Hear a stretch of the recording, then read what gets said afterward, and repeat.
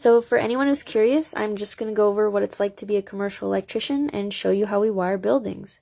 Plywood is first put down at the height of the ceiling, and this creates the form where concrete is going to get poured. I then look at the prints and start the layout.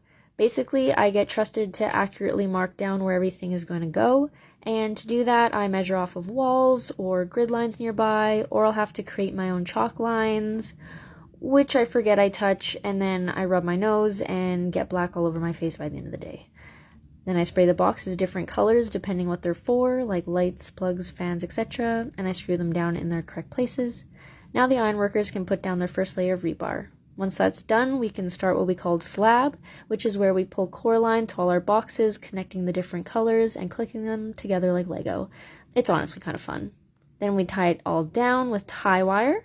Lots and lots of tie wire. The ironworkers will then put a second layer of rebar called top seal. We are now ready for the concrete to be poured. Once it is cured for long enough, the plywood can be removed from the bottom to reveal the boxes I laid out in the ceiling, and I can start pulling wire. The boxes will then be ready to connect to their dedicated device, which in the early stages is just temporary light bulbs and plugs until the actual fixtures come in. So that way, the other trades can still do their jobs in the meantime. So my day started off pretty normal, just wiring panels at work, until this happened.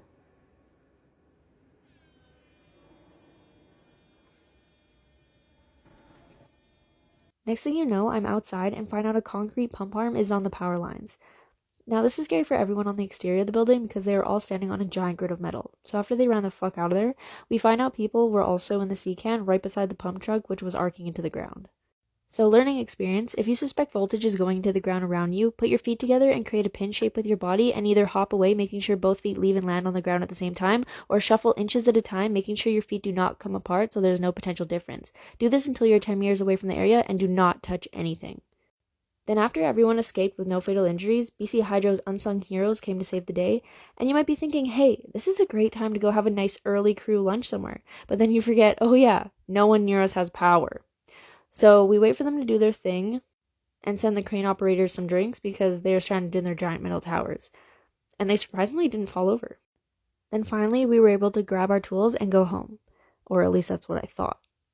But since they had already started pouring concrete this morning, they now have to keep going until the floor is completely finished no matter what. And of course I am the one staying behind to make sure they don't break our shit. So I stand here and watch them pour concrete, which obviously resulted in many technical difficulties, which of course happens when you're in a rush to get something done. And ever wonder how many guys it takes to stand on a pump nozzle? This many. And in the end, we had to stay longer than we thought in the pouring rain, but I actually had to fix some things, so at least me being there wasn't a total waste.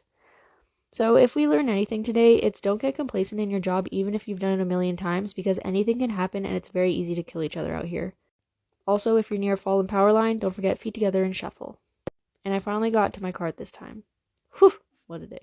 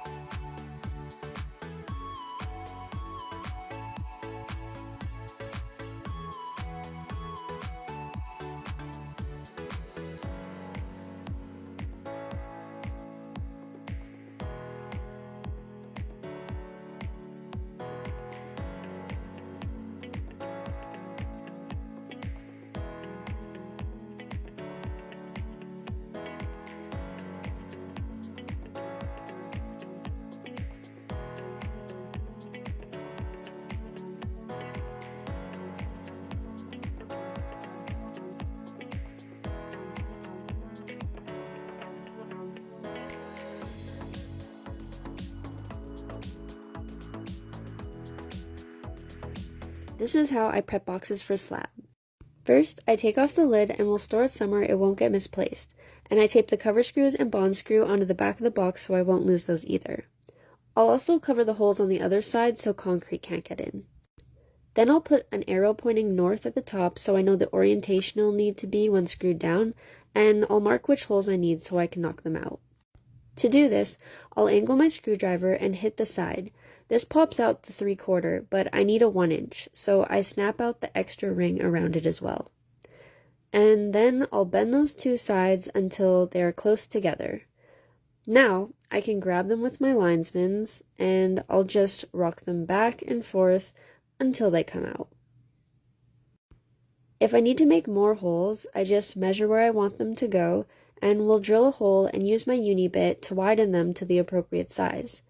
Or if I need larger holes, I'll use a knockout kit. I'll either use the hydraulic punch set if it's around, or if not, the manual one works fine too. Then I'll take my connector, put it in the hole, and tighten the lock ring. Once that's done, I'll label the holes accordingly.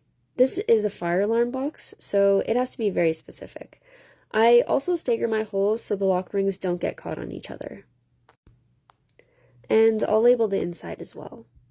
Once the boxes are put together, I'll tape them up so concrete won't get inside, and to secure them to the form board, you can either wrap all round over the entire box, or if you want to save material, you can make little tabs with self-tapping screws too. Then you can drill them down, and they're ready for PVC.